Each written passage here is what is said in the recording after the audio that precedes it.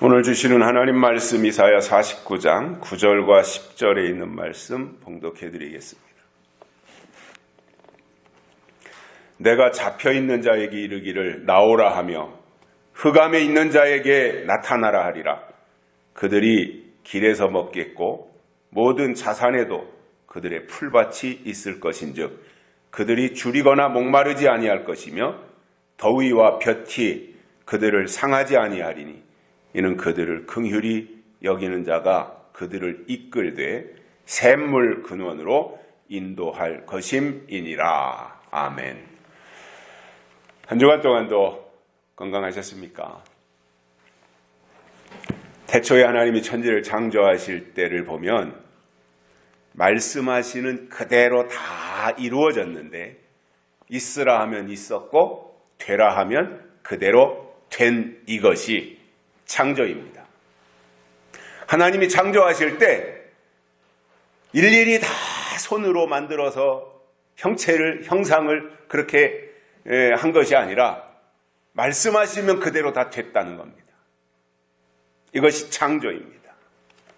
그 하나님께서 오늘 이사야서를 보시면 이사야 선지자에게 말씀하시기를 잡혀있는 자에게 나오라, 그리고 흑암에 있는 자에게 나타나라 이렇게 하시면 그대로 다 이루어지더라는 거예요.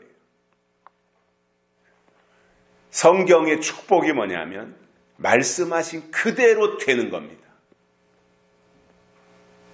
우리는 이것을 믿는 거예요. 과거에도 말씀하셨으면 그대로 됐고 지금도 똑같으며 앞으로 계시록이 이루어질 때도 말씀하신 그대로 다 되고야 말 것입니다. 창세기 16장에 보면 사도 바울이 복음을 전하다가 붙잡혀가지고 감옥에 들어가서 착고에 채워져 있습니다. 쇠사슬로 다 묶여 있습니다. 그런데 어느 날 밤에 하나님의 사자가 바울을 옥 밖으로 이끌어내신 겁니다.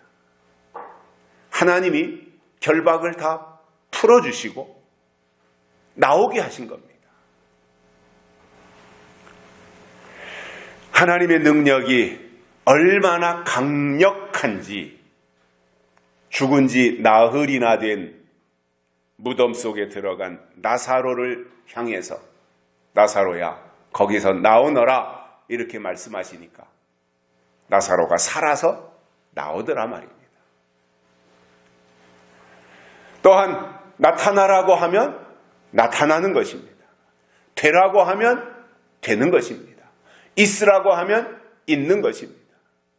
이것이 하나님의 창조이며 그 창조자의 명령대로 하면 그대로 다 이루어진다고 하는 것을 오늘 본문에서도 이사야 선지자를 통해서 우리에게 알려주고 있습니다. 오늘은 하나님의 말씀대로 이루어진 결과가 무엇인지, 말씀하신 분이 말씀하시면 그대로 다 이루어지는데 이루어진 결과가 무엇인지 세 가지를 깨닫고 은혜를 받겠습니다. 첫째로는 줄이거나 목마르지 않다 이렇게 말씀하고 있습니다. 예수님은 이 땅에 오셔서 산상수훈을 통해서 복의 개념을 바꿔주셨습니다. 그래서 이 말씀을 하시기 전까지는 구약에서 말씀하신 복을 복이라고 생각하며 살아갔는데 예수님이 산상수훈을 통해서 팔복으로 복의 개념을 완전히 바꾸어 놓으셨기 때문에 이때부터는 구약의 복이 아니라 예수님이 말씀하신 팔복이 복이라는 거예요. 구약의 복과는 다르게 신약의 복은 심령이 가난해야 되고 의에 줄이고 목말라야 되고 이러한 것을 말씀하시는데 결국 구약과 신약을 비교해 볼 때 예수님이 오셔서 새로운 기준을 제시하신 거예요.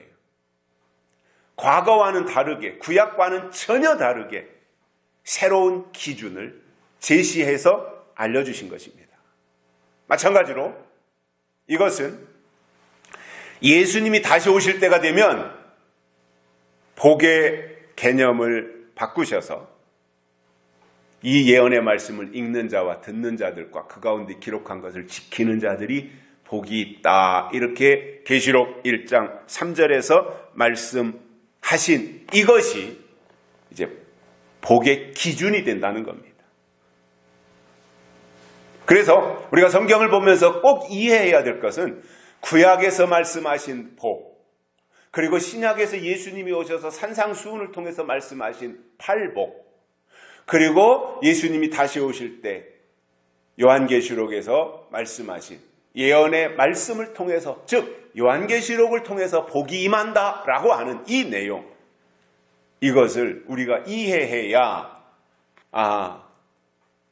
우리가 사모해야 될 복이 어떤 것이고 그 하나님이 주시는 복의 통로가 어떻게 임하는 것이며 우리가 그 복을 받아서 무슨 일을 해야 될 것인가 하는 이러한 부분들을 우리가 깨달을 수 있게 된다는 거예요. 그런 의미에서 우리가 성경을 보면서 때를 아는 것이 믿음입니다. 이거는 간단한 말 같지만 사실 굉장히 중요한 말입니다. 때를 아는 것이 믿음입니다.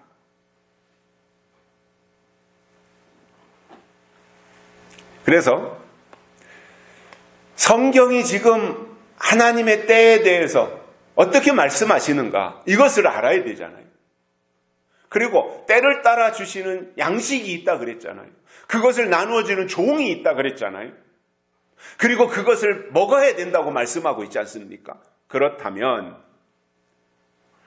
성경을 통해서 주시는 때를 알아야 되는데 그걸 모르면 그때 주시는 복을 알 길이 없다는 겁니다. 그때 하나님이 주신 복이 뭔지 모르는데 그 복을 받을 수 있습니까?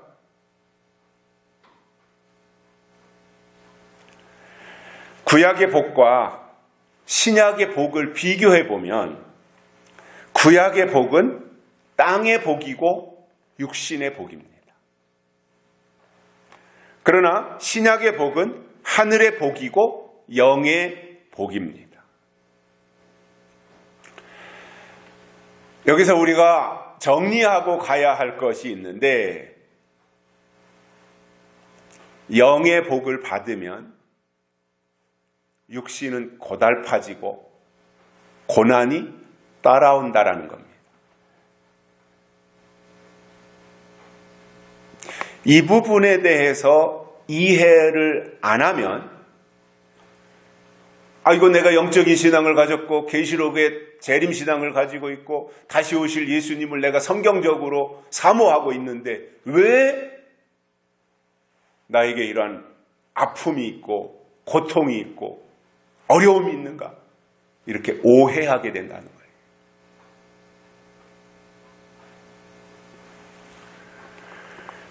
사도 바울이 하나님께 붙잡혀서 사명을 받고 전도자의 길로 나서게 됩니다. 이거는 사도 바울의 입장에서 보면 대단한 변신입니다.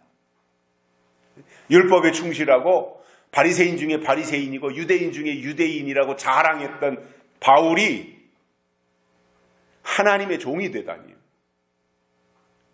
하나님을 믿는 자들을 핍박하고 씨를 말리겠다고 앞장섰던 것이 바울이었습니다. 바울이라는 이름으로 바뀌기 전에 사울이었을 때.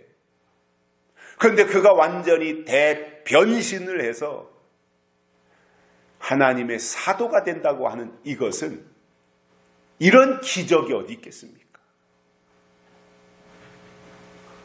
그러면 바울이 유대인 중에 유대인, 바리새인 중에 바리새인, 가말리엘의 문화생, 로마의 시민권 가지고 있는 그 당시에 그야말로 특권층이라고 해도 최고의 특권층을 가지고 있는 이 바울이 하나님이 부르셔서 대전환을 하고 하나님의 복음을 전하는 사도가 되었다면 그가 가는 길이 평탄해야 좋고 또 그가 하는 모든 일들이 순조로워야 된다고 우리가 이해하지 않겠어요? 그래야 또 이방인들에게 같이 바리새인이었던, 같이 유대인이었던, 같이 회당에 모여서 회의하고 했던 그러한 동료들을 전도하는데도 그래야 속된 말로 말빨이 먹히지 않겠어요?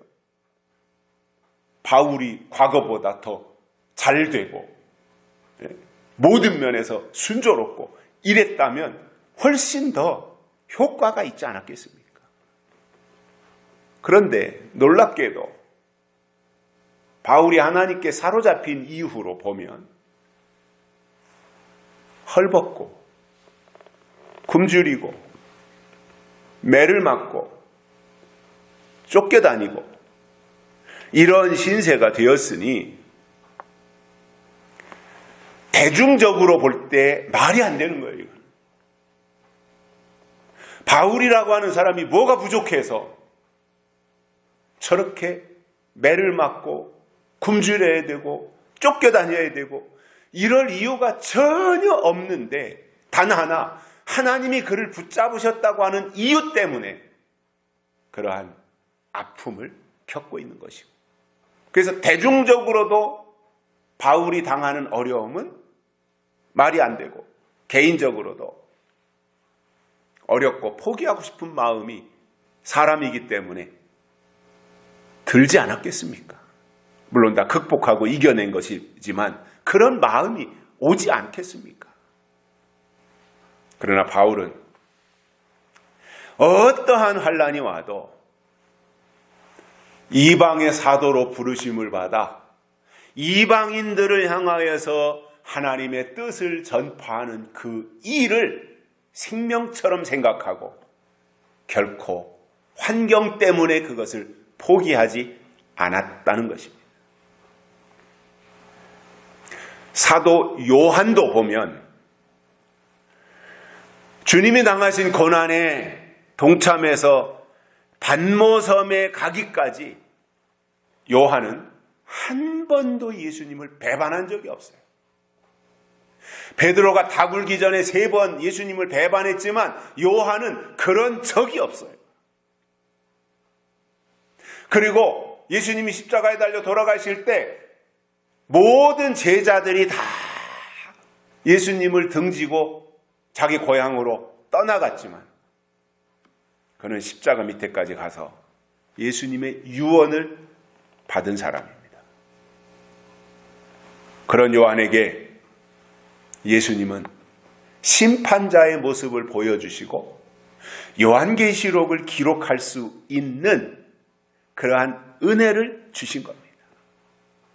그래서 앞으로 예수님이 재림하실 때 이러한 일들이 나타날 것이다. 그때 이렇게 믿음을 지켜야 된다.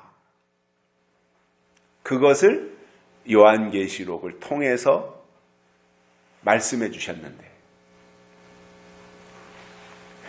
만약에 사도 요한이 다른 사람을 통해서 구전으로 전하고 이렇게 몇 단계 거쳐서 사도 요한이 그것을 들었다면 거기에 오류가 있을 수 있잖아요. 말이라는 것은 한 번 전달할 때마다 거기는 더해지거나 빠지는 것들이 있지 않겠습니까? 그래서 여기에서는 처음에 말한 사람은 이러한 의도로 말했는데 한 단계, 두 단계, 세 단계, 네 단계, 5단계 거쳐가서 저쪽에 가서 들리는 말은 처음에 했던 말과 전혀 다른 말이 될 수 있잖아요. 그런데 사도 요한은 구전으로 들은 것이 아니라 하나님께 직접 듣고 본 것을 기록한 것입니다. 그러나 사도 요한이 반모섬의 단계까지 가는 그 과정을 보면 그리 녹록한 것이 아니었고 그 과정 한 단계 한 단계가 얼마나 어렵고 그 고비를 넘어갈 때마다 힘든 일이 왜 없었겠습니까? 저는 요즘 그런 생각을 해봅니다. 초대교회 때 활동했던 사도들이 복음을 전하면서 하루라도 마음 편한 날이 있었을까? 늘 주변을 의식해야 되지 않았겠어요? 바리새인들이 도사리고 있고 유대인들이 흠집 내려고 지켜보고 있고, 이러한 사회적 여건 속에서 복음을 전한다고 하는 것이 얼마나 힘든 일이었겠어요. 하루라도 마음 편한 날이 있었을까?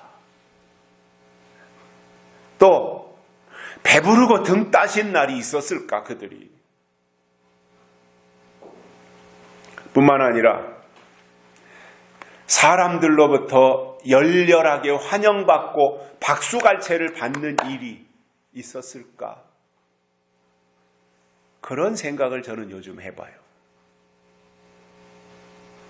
과연 2000년 전에 예수님이 십자가에 돌아가시고 부활하고 승천하신 이후에 마가다락방에 모인 120문도에게 성령이 임했고, 그때 12제자들도 그 120문도 숫자 속에 포함이 되어져 있는데, 그들이 성령 받은 이후에 나가서 하나님의 나라와 복음을 증거할 때 그들이 환영받으며 환호받으며 근심 걱정 없이 하나님의 복음을 증거한 날이 있었을까라는 생각들입니다. 그런데 반하에 요즘 목회 현장에 있는 사람들을 보면 너무나 편안합니다. 경제적으로도 여유가 있습니다. 교회 교인들의 숫자가 좀 있고 교회 건물이라도 이렇게 져놓고, 그러면 목사는 걱정이 없어지는 거예요.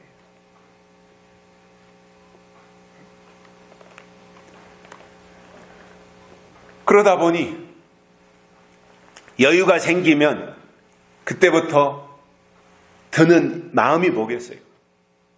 유명해지고 싶어지는 거예요. 자기를 과시하고 싶어지는 거예요.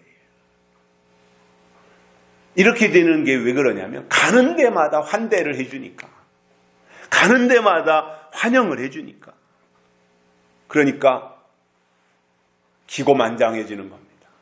교만이 슬그머니 들어가가지고 기고만장해서 거드름을 피우면서 자기가 대단하기 때문에 사람들이 자기를 따르는 줄로 착각하는 거예요. 이게 영적으로 병이 들었다는 증거인데 그것을 진단하지 못하는 거예요.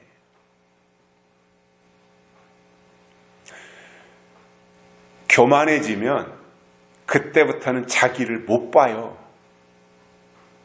그래서 교만이 들어갔다고 하는 것은 그가 영적으로 깊은 병이 들었다고 하는 것입니다.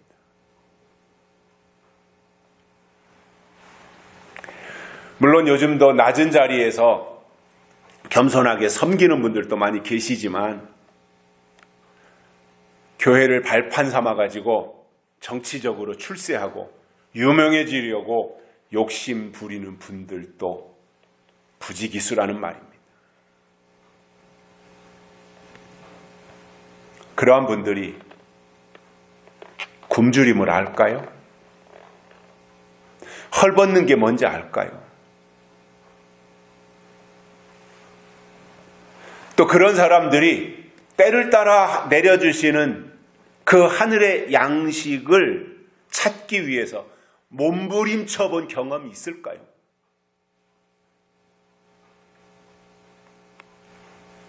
분명한 사실은 하나님의 뜻을 모르면 하나님의 때를 알지 못하고, 때를 모르면 하나님의 법을 알 수 없기 때문에 그러한 사람들 속에 신령한 것은 존재하지 않는다는 말입니다. 또 목마르다고 하는 것은 예수님도 보면 십자가를 짊어지고 골고다 언덕길을 올라가시려니 얼마나 힘들었겠어요. 맨몸으로 가도 어려울 텐데 예수님이 짊어지고 가신 십자가의 무게가 자그마치 60kg 정도 돼요.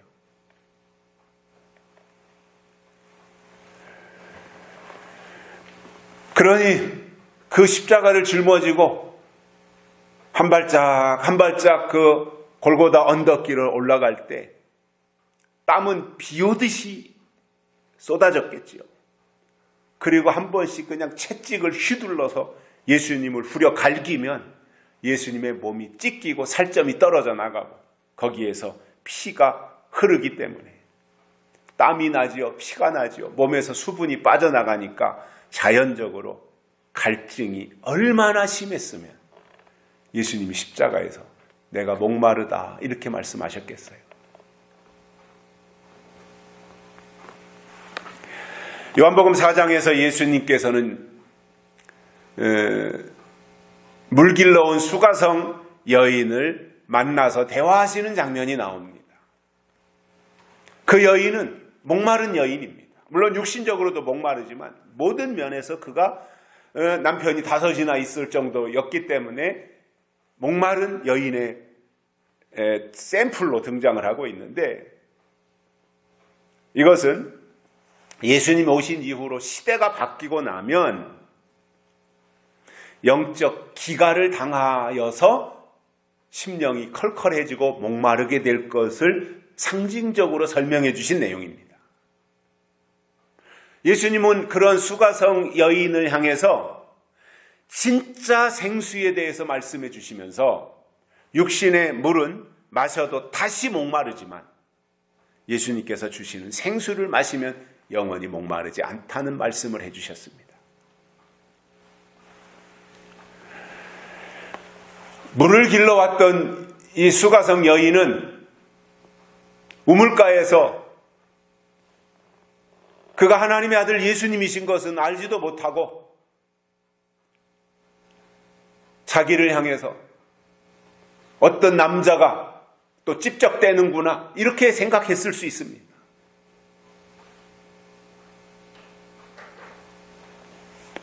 그러나 막상 예수님과 대화를 나누어 보니 평범한 다른 남자들, 자기가 만났던 다른 남자들과는 다른 사람이라는 것을 알게 되었고 이어지는 그분의 말씀을 들으면서 이분이 선지자구나, 또다시 말씀을 들으면서 이분이 메시아구나 하는 것을 알게 되었단 말입니다.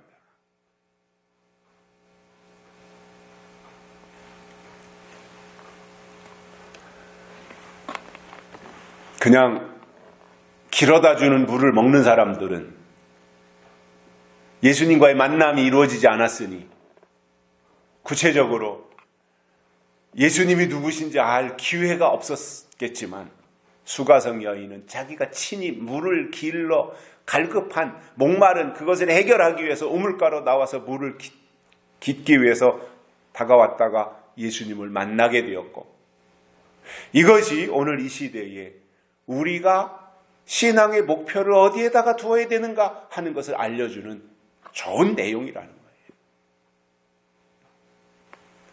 우리는 날마다 생수를 향해서 접근해 나가야 되는 겁니다. 물의 근원을 향해서, 우물을 향해서 우리가 접근해 가야 거기에서 예수님을 만나고 근본적인 문제를 해결할 수 있게 된다는 거예요. 요한복음 37절 아래에 보면, 요한복음 7장 37절 아래를 보면 생수는 믿는 자가 받을 성령이다 이렇게 말씀하셨어요. 생수는 성령이다 말입니다.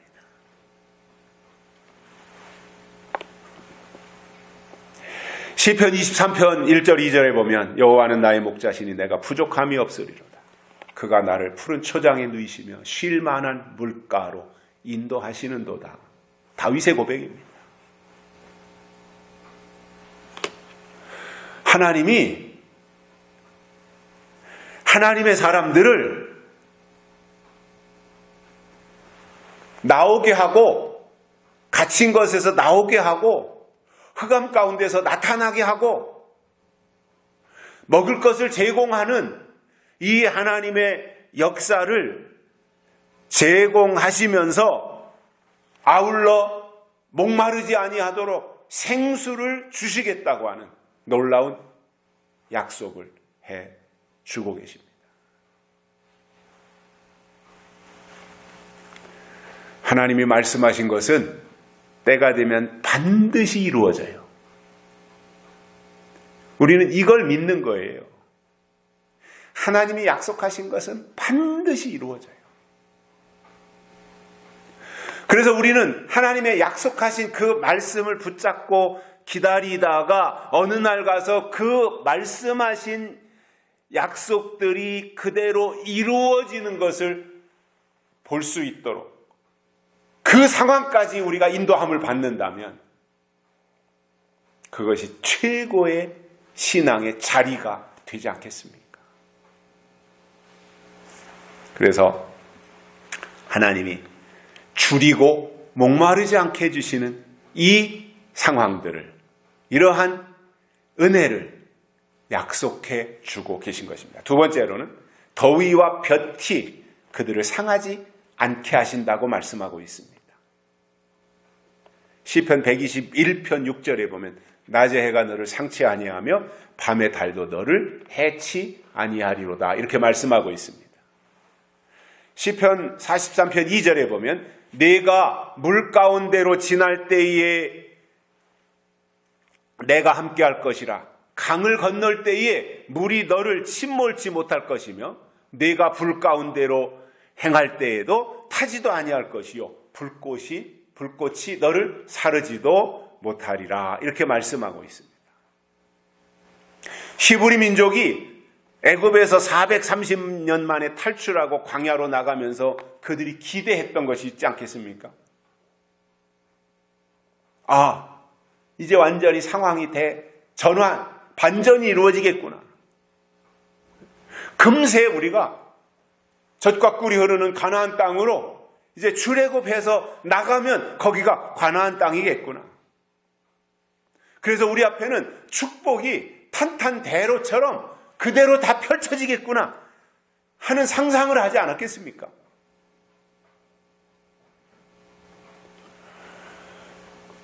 모세를 따라서 10가지 재앙을 통해서 그들이 출애굽을 결심하고 모세를 따라서 애굽을 탈출할 때 40년 동안 광야에 머물러야 한다고 하는 것에 대해서는 상상도 하지 않았던 거예요. 애굽을 떠나면 바로 가나안 땅이 펼쳐질 것으로 그들은 생각을 했을 것입니다. 그러나 막상 애굽을 떠나자마자 첫 번째로 당도한 것이 홍해였습니다. 설상가상으로 뒤에서는 애굽의 군대가 쫓아오고 아픈 거대한 홍해가 가로막고 있으니 사면 초가의 신세가 되어서 안절부절하면서 불안에 떨고 있었어요. 그때 하나님이 모세를 통해서 홍해를 가르시고 무사히 건너가게 하셨으며 그렇게 해서 도달한 곳이 광야였습니다.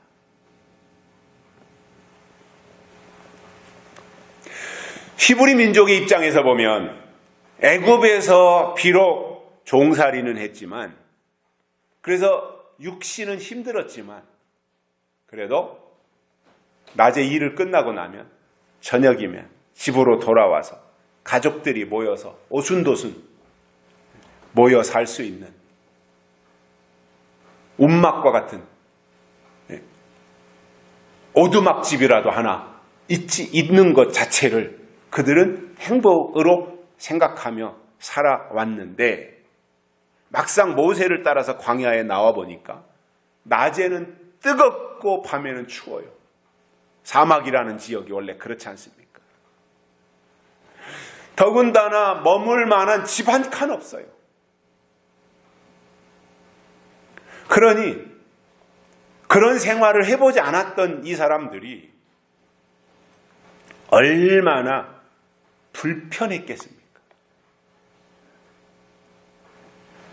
그러니 그들은 상황이 바뀔 때마다 불평을 한 거예요.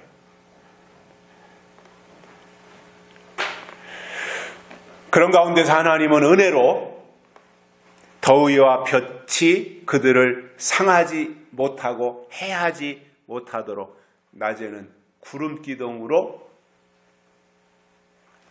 가려 주셨고 시원하도록, 그리고 저녁에는 추우니까 불기둥으로 그들의 체온을 유지하도록 해 주셨던 겁니다. 성경에 나오는 하나님의 사람들의 행적을 살펴보면 어느 순간에는 극심한 고난의 현장에서 마치 버림받은 사람처럼 초라하게 살았습니다. 아무도 거들떠보지도 않습니다. 그러다가 때가 되면 하나님이 함께 하시는 증거들을 보내주시고 또 그들을 통해서 하나님이 일하시는 것을 볼 수 있습니다. 다윗이라고 하는 멋있는 사람이 골리앗을 물리쳤지만 사울 왕에게 쫓기는 신세가 되었습니다. 사울이 다윗을 죽이려고 합니다. 그러니까 이리저리 도망다니는 거예요, 다윗은. 그런데 누구 하나 다윗을 눈여겨보지도 않고 다윗을 돌보는 사람, 거두는 사람 하나도 없이 상황이 지금 다윗에게 불리하게 전개되고 있지만 다윗은 그 상황 속에서도 묵묵히 견뎌냈습니다.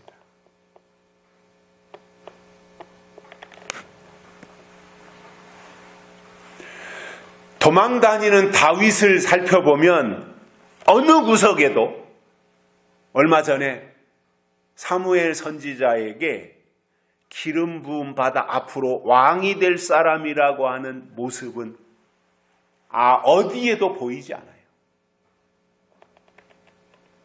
그러니까 다윗은 비천한 그 자체이고 그에게 장차 왕이 될 것이라고 하는 기색은 어디에도 보이지 않았던 거예요. 그러나 때가 되니까 다윗의 주변으로 사람들이 하나씩 둘씩 모이기 시작하는데 거기가 아둘람굴이었고 거기서 새로운 세상을 꿈꾸며 이상을 키워 나갔던 것입니다. 신앙이라고 하는 것은 현재만 보거나 현실만 보는 것이 아닙니다. 미래를 보고 꿈과 희망을 키워가는 것이 신앙입니다.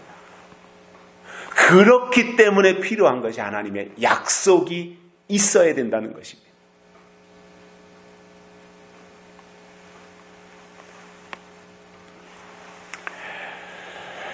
지금 안 보인다고 해서 없는 것이 아니죠? 지금 안 보이지만 내 속에 주신, 내 중심에 담아주신 하나님의 약속이 있다면 다 있는 것입니다. 바울이 그런 고백을 하죠. 아무것도 없는 자로 돼 모든 것을 가진 자로다. 멋있는 고백이잖아요. 아무것도 없는 자로 돼 모든 것을 가졌다. 여러분, 우리가 약속을 가지면, 하나님을 가지면 다 가진 것입니다. 뭐가 더 필요해요? 하나님 이상으로 뭐가 더 필요해요? 하나님이 주신 약속 이상으로 뭐가 더 필요해요? 물론 우리가 이 세상에서 살기 위해서 이 세상에 필요한 것들이 있어야 돼요. 그렇죠? 집도 있어야 되고, 자동차도 있어야 되고, 쌀도 있어야 되고, 돈도 있어야 되고, 옷도 있어야 되고. 그런데 그것은 하나님 앞에 달라고 기도해서 얻는 것이 아니라 우리가 땀 흘려 수고하고 노력해서 얻는 것들이에요. 그거는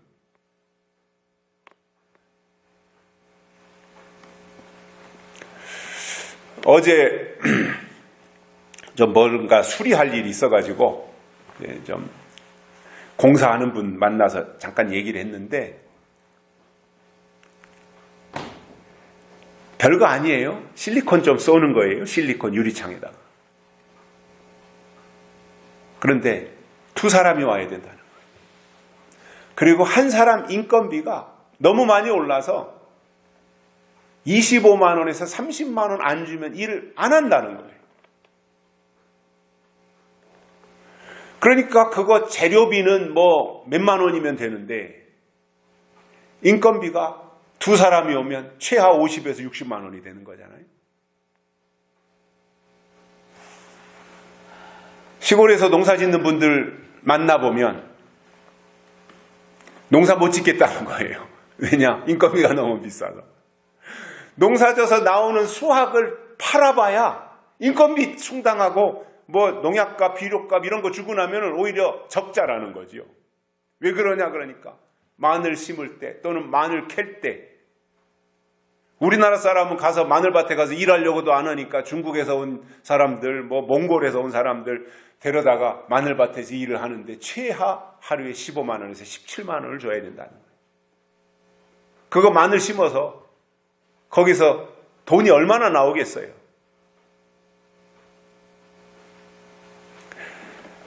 특수작물을 해서 상추를 심는 사람들이 비닐하우스에 놓고 상추를 심어서 이제 그거를 수확해다가 뭐 고깃집에다도 팔고 하잖아요. 상추.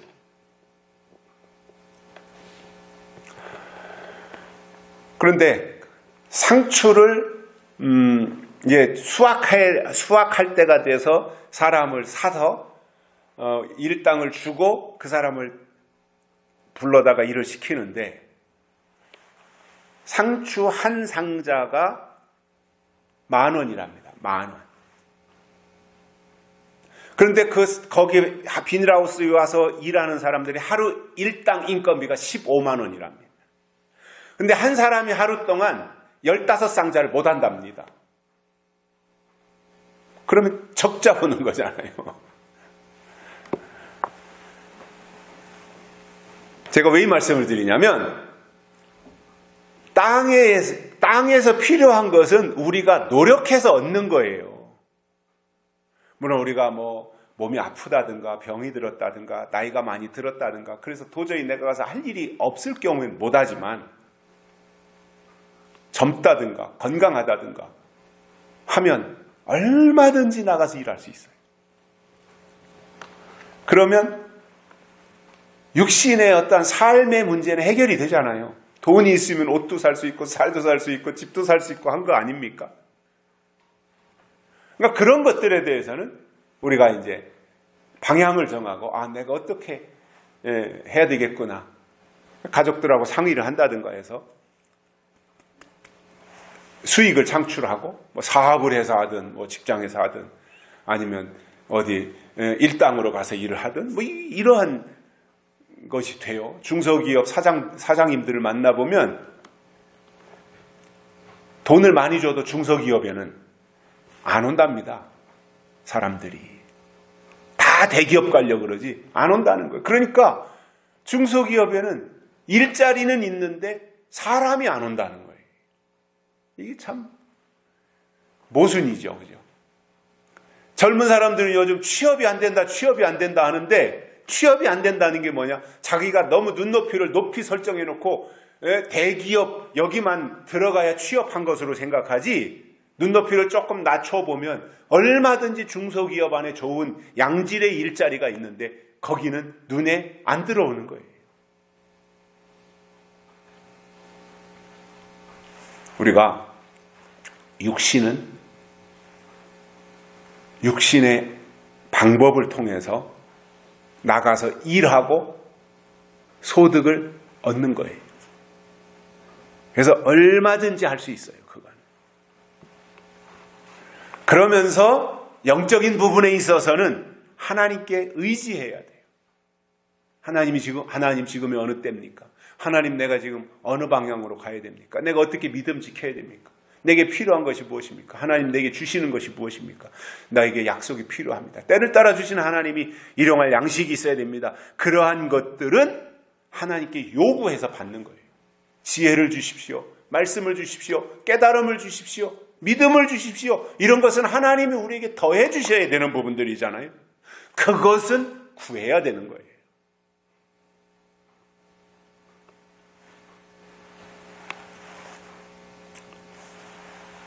현재는 불볕더위 밑에서 지칠 수 있지만 하나님은 그러한 가운데서도 상하지 않도록 구름 기둥으로 지켜주시더라는 거예요.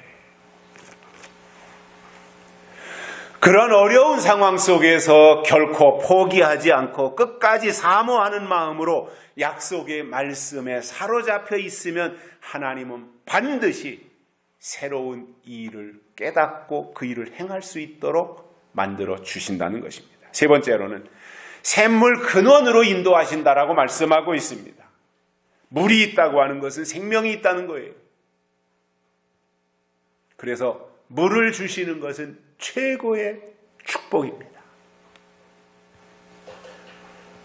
스가랴서 13장 1절에 보면 그날에 죄와 더러움을 씻는 샘이 다윗의 족속과 예루살렘 거민을 위하여 열리리라는 말씀이 나옵니다. 새로운 샘줄기가 솟아난다 이겁니다. 그래서 죄와 더러움을 씻어주는데 아무나 다 씻을 수 있는 것이 아니라 다윗의 족속과 예루살렘 거민의 죄와 더러움을 씻는 샘물이 솟구치는 거예요. 그러니까 제한적인 거예요. 다윗의 족속과 예루살렘 거민을 위한 샘물로 한정하신 거예요. 그렇다면 오늘 우리의 신앙의 노선이 다윗의 족속이 되어야 되는데 다윗은 기름 부음 받은 자였고 골리앗을 물리쳤으며 하나님의 아들 예수님이 이 땅에 오시는 혈통으로 통로로 쓰임받은 것이 다윗입니다. 뿐만 아니라 계시록에서도 보면 예수님이 다시 오시는데도 다윗의 뿌리가 이기었으니 인동한 것을 떼시리라 이렇게 말씀하고 있어요. 다윗이 얼마나 중요합니까? 초림과 재림을 망라하고 있는 것이 다윗이라는 거예요. 그래서 우리의 신앙 노선이 다윗의 족속에 포함되어야 한다라는 것이고 또 한 가지는 예루살렘 거민을 위하여 그랬잖아요. 다윗의 족속과 예루살렘 거민을 위하여 열리리라 이렇게 말씀합니다. 예루살렘 거민은 지난주에도 말씀드린 것처럼 예루살렘은 진리의 성읍이라 그랬어요.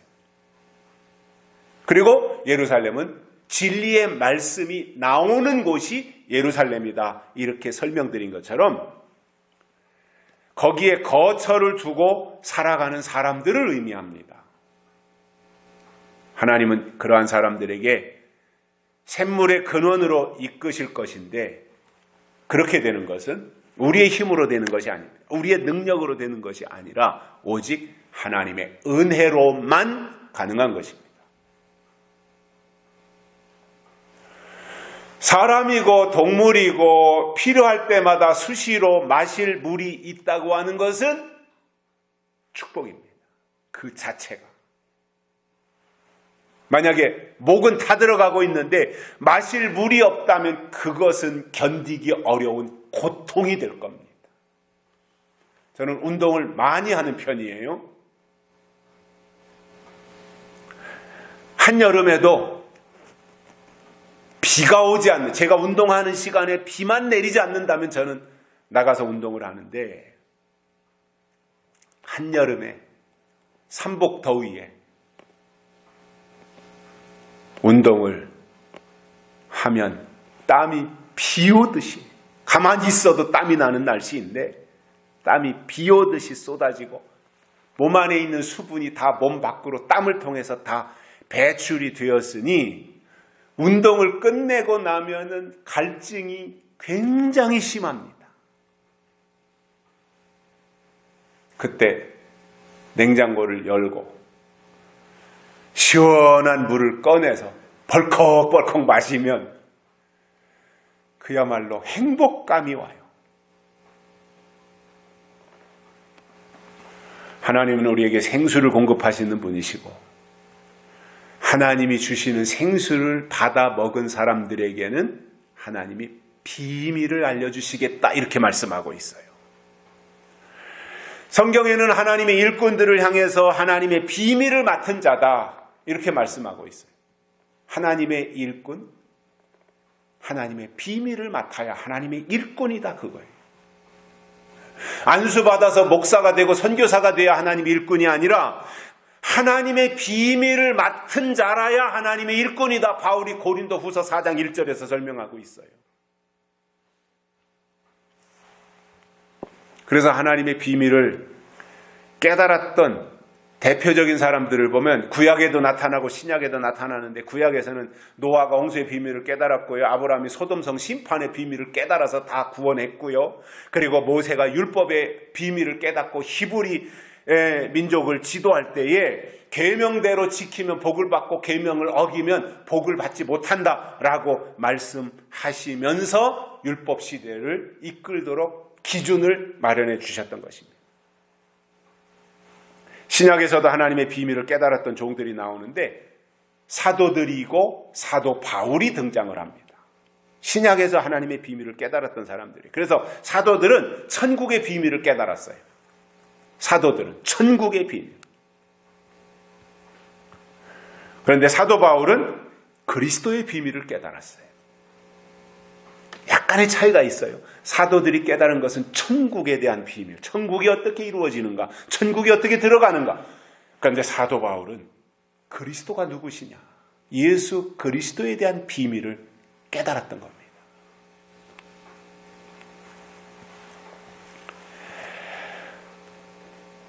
그러면 앞으로 여러분들이 깨달아야 될 비밀이 또 있습니다. 그게 뭐냐면 하나님의 비밀입니다. 계시록에서 말씀하고 있는 하나님의 비밀. 비밀이라고 하는 측면에서는 사도들이 깨달았던 천국의 비밀이나 바울이 깨달았던 그리스도의 비밀이나 앞으로 계시록이 이루어질 때의 비밀을 깨달을 하나님의 비밀이나 비밀 차원에서는 똑같아요. 그러나 그때 주시는 비밀의 내용은 조금씩 차이가 있는 겁니다. 그리고 비밀이라고 하는 것은 때가 되면 이루어지고 나타나는데 비밀을 다른 말로 예언이다 이렇게 말하는 거예요. 그리고 그 예언을 다른 말로는 요한계시록이 예언의 말씀인 거예요. 그리고 계시록은 앞으로 하나님이 하실 일을 기록한 내용인 것입니다. 그래서 될 일이다 이렇게 말하는 거예요. 요한계시록에는 하나님의 비밀이 나오는데 이것은 하나님의 인맞은 종들이 깨닫게 될 것입니다. 계시록 10장 7절에 보면 일곱째 천사가 소리내는 날 그 나팔을 불게 될 때에 하나님의 비밀이 그 종 선지자에게 전하신 복음과 같이 이루리라 이렇게 말씀하고 있습니다. 그러므로 하나님이 계시록에 인봉한 것을 떼시면 그때부터는 요한계시록의 비밀이 열려서 공개되기 시작합니다. 이때부터 말씀이 조금씩 증거되는데 그때 그 말씀을 듣는 자들이 등장하면 그들이 하는 일이 뭐겠습니까? 신앙의 방향 전환이 일어나는 겁니다. 마치 초대교회 때 성령 받은 사람들 신앙의 방향 전환이 율법적인 것에서 이제 복음적인 것, 은혜적인 것으로 방향 전환이 일어나듯이 앞으로 계시록이 이루어지는 시대가 되면 계시록의 말씀을 듣는 사람들 속에 방향 전환이 일어나게 되어 있습니다. 하나님은 그러한 사람들에게 인을 치시고 계시록의 예언을 하나씩 둘씩 순서대로 이루시는데 일곱째 나팔에 가서 보니까 하나님의 비밀이 그 종 선지자들에게 말씀하신 전하신 그대로 다 이루어지더라는 거예요. 이루어지고 보니까 계시록이 기록한 선지자들 통해서 사도 요한을 통해서 기록한 그 말씀 그대로 다 이루어졌다는 거예요. 결론으로 하나님은 말씀하신 것은 때가 되면 반드시 다 이루시는데 그 일에 협력할 사람들을 하나님이 구별해서 풀어주시는 것을 우리가 오늘 이사야 선지자의 말씀을 통해서 보면서 이러한 은혜가 우리에게도 있어야 되고, 그래서 줄이거나 목마르지 아니하고 더위와 햇볕에 상하지 아니하며 샘물의 근원으로, 생수의 근원으로 인도함 받는 그러한 은혜가 저와 여러분 속에 있기를 주의 이름으로 축복합니다. 살아계신 하나님 아버지 감사합니다. 오늘 또 우리를 불러주시고 말씀을 듣게 해주셔서 감사를 드립니다. 오늘 주신 이 말씀처럼 우리가 하나님의 말씀이 그대로 다 이루어지는 것을 믿게 하시고 또 그것을 볼 수 있는 은혜를 허락하여 주시옵소서. 다시 오실 예수님의 이름으로 간절히 기도드리옵나이다. 아멘. 찬송가 344장 부르시면서 헌금 드리시겠습니다. 344장 1절과 3절입니다.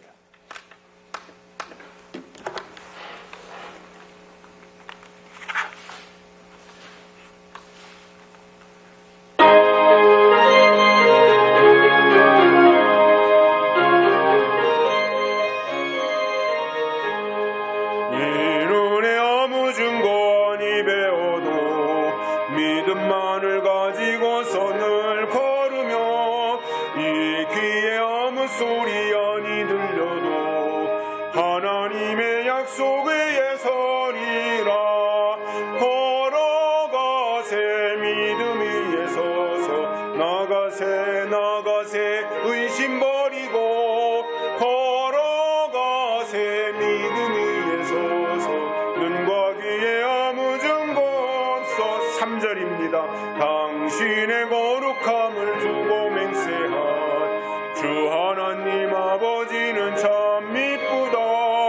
그 귀한 모든 약속 믿는 자에게 능치 못할 무슨 일이 있을까. 걸어가세 믿음 위에 서서 나가세 의심 버리고 걸어가세 믿음 위에 서서 눈과 귀에 아무 증거 없어도. 광고 말씀드립니다. 조국교회와 영국교회를 위해서 기도해 주시고 늘 우리 주보에 보면 12가지의 기도의 제목이 있습니다.